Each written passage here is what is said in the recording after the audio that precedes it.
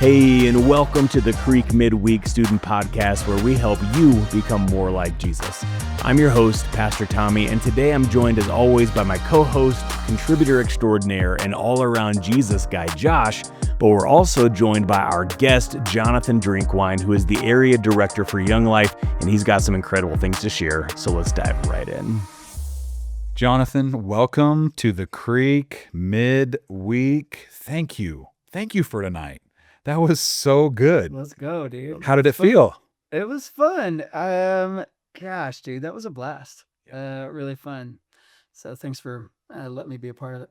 Absolutely. Well, if the students weren't here or if they go back and watch, you took yourself from the stage and went down and preached and spoke and gave the message from the floor. What predicated that decision? So I work for Young Life, and I'm used to doing Young Life clubs in basements. And I like how tight things get there. Might be just like a preferential thing, but then I also whenever I do speak, I like being with everyone. So I like when I'm communicating, I like feeling like we're all in the same living room because that's what Jesus did. I mean, right? He spoke in people's living rooms. He spoke in people's homes, and they were all close and tight knit. So anyways, nothing wrong with the stage, but I feel more comfortable with that. So We loved it. I feel like it was a good reflection of like who you are. Right? My experience of Jonathan Drinkwine over the years of like you're a super present person, and so like there's sometimes where, and I know I can come across this way sometimes because as a pastor I'm like, okay, who are the people that I like I'm kind of scanning the room while I'm talking to someone because I want to make sure that I'm available to people. And that's something that I'm working on doing less of because I just want to be present. But you do such a great job at that. And so I love the fact that you chose to be down on the floor with that because, again, I thought it was just a perfect reflection of who you are. Of like, I want to be present with the people. I want them to feel like we're just all here together. And it was really good. That's fun that y'all notice that. Oh, yeah, absolutely. Yeah. And just in case, we take for granted that we know who you are, that we've got to spend some time with you. But just in case, give us your Instagram 400-character bio of like who is Jonathan Drinkwine? What do you do Monday through Friday? Just in case somebody's listening to this and didn't get the opportunity to go back and see the message that you just dropped. I work for Young Life. I'm an area director here in Douglas County, and so we have Castle Rock, Highlands Ranch, and Parker. And my wife and I actually moved here 6.5 years ago. So we're from Tennessee originally. Okay. But I've been on Young Life staff for 16 years, and I've really led and volunteered, I guess, since probably 2004. So more than a minute. Just a little bit. Yeah. 16 years, a long time. With some high school kids. So, Yeah. and middle school kids and college. I've done all three. Middle school, which is wildlife. I've done Young Life high school, and then I've done Young Life college over the years. So, and my wife's seen a lot of ministry in different places. Yeah. So Yeah, cool. that's fantastic. Well, tonight you wrapped up our series on dust, which is the idea behind it is that if we are so close to Jesus as our rabbi, we're getting his dust on us. And so being close to him, not only knowing about him, but truly knowing him. Thank you for putting the bow on the package. It was so good. But I would want to dive in. I had some questions. So you talk about this a really cool word picture of the paper sheep. Let's talk for a second. Tell us what paper sheep are. And then I have some questions for you that I didn't get to ask while you were not on stage, I guess. Yeah. So, so it's kind of fun. So last January, I was working on a club talk, and you start digging around. I just kind of started.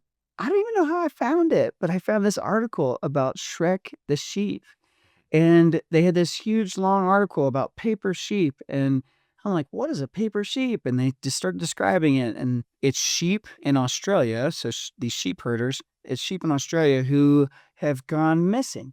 The shepherds have their names on a list, and they know that maybe someday they'll come back, but they're not there right now. So let's say they have 100 sheep, which they tend to have way more than that, right? It's sometimes in the thousands, that sort of thing. But let's say it's 100 sheep.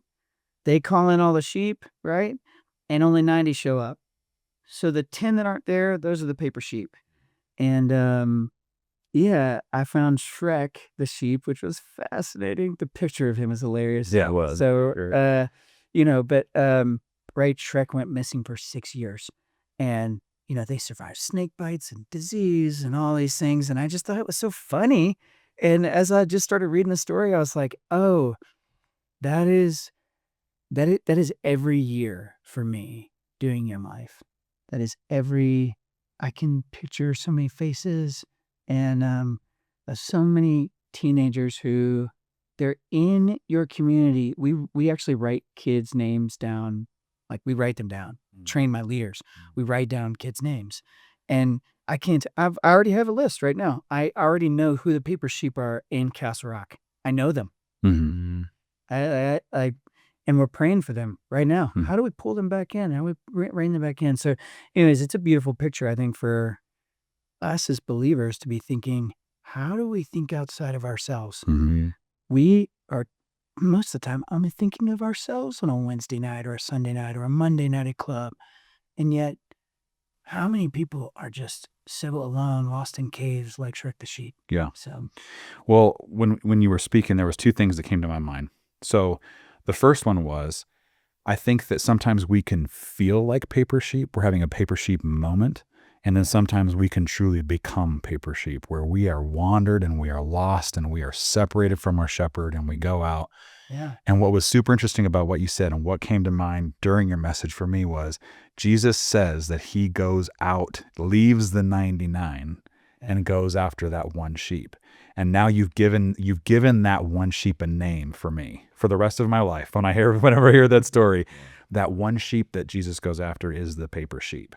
For our students, when they go through these things, for the sheep, it's wool blindness, snake bites, cold temperatures. He was hiding in a cave, all these things. Relate that, help our students relate to that. What are maybe some moments in our students' lives where what are they going through to have a paper sheep moment, or God forbid, but obviously you have a list of names where they become paper sheep themselves, so that they can identify those moments and start turning back towards the shepherd, or saying, hey, I need to get back to some place where safety exists, with fellowship. Yeah. Yeah. I mean, I think isolation, right, is the beginning of that. Like, I think of kids that start to isolate. So, like, and you could be isolating in a room. You could be in a crowded room and still feel alone. And I think that's so, like, if you're that kid, I think that's really important. You communicate your loneliness, like, communicate it. Yeah. Like, let people know, like, that you're feeling this, right? Or these are the thoughts that I have about myself in this moment. Is this true? Yeah. Like, it's really important. I think that so that I think is kind of the starting blocks, like, for like any kid who's kind of, I don't know, struggling with loneliness or whatever. Turns out the very loneliness that you're feeling is so funny. You're not alone. Like, you're not the only one. Yeah. Most of the time, when we talk about sin or need, I always ask the question, what do you do when life hits the fan? And life doesn't go your way. How do you respond? And I think of, like, okay, gosh, I can't tell how many times parents sit you down to tell you that they're getting a divorce. I think it's circumstances in our lives, like, oh gosh, a friend betrayal of friendship, right? You're like, Yeah, it's good. gosh, somebody turns their back on you, or they said something to you, you just couldn't, like, what in the world? I thought you were my friend. Gosh, it could be, man, I've been raised to be a baseball player. I finally just tried out for the team and I got cut. Now what do I do with my time? Yeah. Who am I? Like, what do I do right now? And I think a lot of those, like, circumstances lead to a lot of questions of, like, God, where are you? Who are you? Like, are you good? I don't know. That seems to be the case for a lot of my high school friends. Yeah. And they relate to that because they're going, yeah, God, if you are good, you would have allowed better things to happen in my life, but that's not happening. And so I don't know. That's what I think of. Yeah. We've talked a lot before at the Creek of trying really, really hard to create these safe spaces to talk about the hard things that people are going through, and talking about what does it look like in the Psalms of Lament or in the Book of Lamentations, that people don't hold back the hard things that they're feeling and experiencing, Yeah. and God never once like chastises them for that. Never gets on to them saying like, "How dare you question me within that?" But he creates this space clearly with the fact that those things are in the Bible Yeah. to talk about that, and that's what we want so badly for our students here at the Creek is like, hey, whether it's you or whether it's your friend or whoever it might be, that it's okay to talk about those hard things. It's okay to ask the hard questions, Yeah. because we don't want the Shreks of our student world out there like just staying in the cave because they're ashamed of what might happen if they were to wander back into the fold, right? And so I think that's a beautiful picture again of, yeah, the life is going to hit the fan. It's going to get Yeah. hard sometimes. But if we allow ourselves to sort of lean in the midst of that, like students that have been around for a while know, just even from my own testimony, like I've gone through some hard things in the last few years, and yet it felt like such a safe space to be like, hey guys, here's how I'm just kind of not okay right now. And you don't have to stay a paper sheep if it's like there's this shame that's kind of keeping you from coming back. Yeah, I mean, I think of it like confession, like I've heard Yeah. confession shared, like confession is not saying, that you're sorry to God for what you've done. Confession is telling the truth about the lie that you've been believing, right? So when I confess and say, this is what I'm feeling or experiencing. Is this true? Sometimes, like, I don't know, like I believe lies and I hold them. I can hold on to them. If I hold on to them in isolation, especially if I'm disconnected with the Lord, it is really hard to find freedom. And then I feel like I'm driven only further into Yeah. loneliness and Yeah. all this stuff. For sure. I got super excited towards the end when you started getting all fired up about like, hey, what if we were to live this same kind of mission of Yeah. like, again, we've followed our rabbi so closely, we're marked by his dust, and we started living the same kind of life that Jesus did, where we're pursuing the disreputable sinners and the ones that no one else wants to be around, and the one that everyone else gets angry at, and remind us, just for those students that may have forgotten by this point in the week, like remind us of your STAR acronym, what each of those stands for again. Yeah, so it's show up. So Jesus showed up in the life of Levi.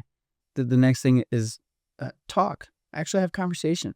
Actually invite people into life. And then the next thing is adventure, right? It's like we show up, we talk to them, and we invite them into adventure. That's what Jesus does. He says, I've come so you may have life and life to the full. So so invite folks into adventure, and then taking all those things to build relationship. Yeah. So we can keep going and grow further together. So far, what you've talked about is like one of the hardest things, or one of the things that you see that makes someone a paper sheep so quickly is isolation. And the solution is all about relationship. Yeah. I think that there's the relationship initiator, the students that need to be looking out for those paper sheep or identify, just like you did, right? Writing those names down, identifying the people in their life to reach out to. And I think if somebody's feeling isolated, like maybe they feel like they're wandered away, and hopefully no one's feeling like they've been living in a cave for 6 years. That sounds terrible, but bringing them back, but all about relationship, all about being together, all about connection and fellowship. What have you seen? Do you have a story, or do you have someone that we can leave off of today saying, yeah, we saw this person wandering away, or this person had been gone, and we had them come back? Yeah, so one of my buddies who was a high school student here in Douglas County, so he graduated a few years ago. But so gosh, even while he was here, he struggled to like really fit in with this group of guys that I was leading. And we'd connect every now and then, but then he just went off to college a few years ago, and I've just reconnected with him on the phone, and it's so fascinating. I mean, this dude, you would never guess it. He's good-looking guy, he's plugged in the church and Young Life, and he's got all the things going right for him, and he's off in college, and I'm talking with him, and he goes, "Drink wine, I just don't know if I believe in this stuff anymore. I just don't know." And I just looked at him. I was like, bro, one, I don't believe you because I know who you are. I've seen your faith come alive. So we can talk about that later. Like we'll work that stuff out. And I appreciate you sharing that with me. As like, because God's big enough to handle your doubts and your like he's not worried about you either. Yeah. Anyways, all that to be said, we've now been meeting on the phone weekly. And now you hear him talking about the sermon he just listened to, this book of the Bible he's reading with some guys, and you're like, it's now coming back. Just even from that moment, right, is that God's bigger than our doubt.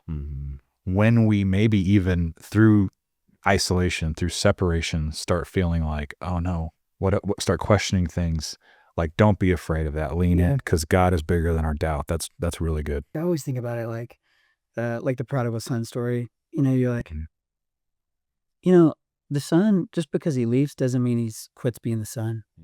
And I love to tell like students that, because you're like if David were to just change his name and then move to China and say, you're not my father anymore, well, that wouldn't be a true statement. You can change your name and you don't have to be a drink wine anymore, and you can move to China, but you're still my son. Yeah.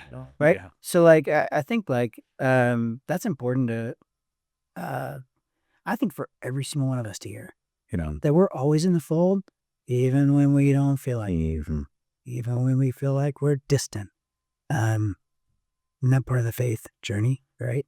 Well, thanks for giving us this incredible picture of what it looks like to, as we wrap up this entire series, right? And we've talked so much about, well, what does it look like to follow Jesus, and what does it look like to create space to sit at the feet of Jesus so that we're shaped by that presence with him. And then to give this sort of ultimate challenge of, okay, as disciples of Jesus, here's what it looks like that we would constantly be like Jesus was, inviting others in. But I think even more than just giving this challenge to students, which you did such a great job of doing that, like I think it's powerful because those of us that know you see it in you. And so just thanks for being a disciple yourself and living this kind of a life where it's like that's what it looks like. That's what it looks like to constantly be pursuing those lost sheep and creating safe spaces for them to come back in. So we're super grateful to get to do ministry with you, my friend. Dude, what an honor. And really thank you for letting me be a part of it. And I do I just want to say this, anybody who is listening to this, God has picked them. He's picked you. Like you are his first pick. That doesn't even make any sense in our minds, because how can everyone be the first pick? But you are. I really believe that every single one of these kids are instruments for massive change for the kingdom. And so thanks to you guys. I really mean it. Like it's been fun to watch your leadership, and all of y'all have been fantastic. I feel like I've been brought into the fold. Absolutely. Anytime. Yeah. Jonathan, thanks again. Appreciate you. Yeah. What an amazing weekend. Yeah. Thanks, fellas. You too. Yeah. Be blessed. Well, that's all for us here at the Creek midweek. We hope to see you back here again soon. But before we go, a blessing. Students, may you follow your rabbi so closely that his dust would truly mark your life. May you live the kind of life that is constantly in pursuit of the paper sheep in your community. May you be intentional about inviting others into the fold, about reaching out to those that have wandered away, and that they would experience through you the love and grace of Jesus until it is in Castle Rock as it is in heaven. Amen. We can't wait to see you back here again soon. Yeah, I'm feeling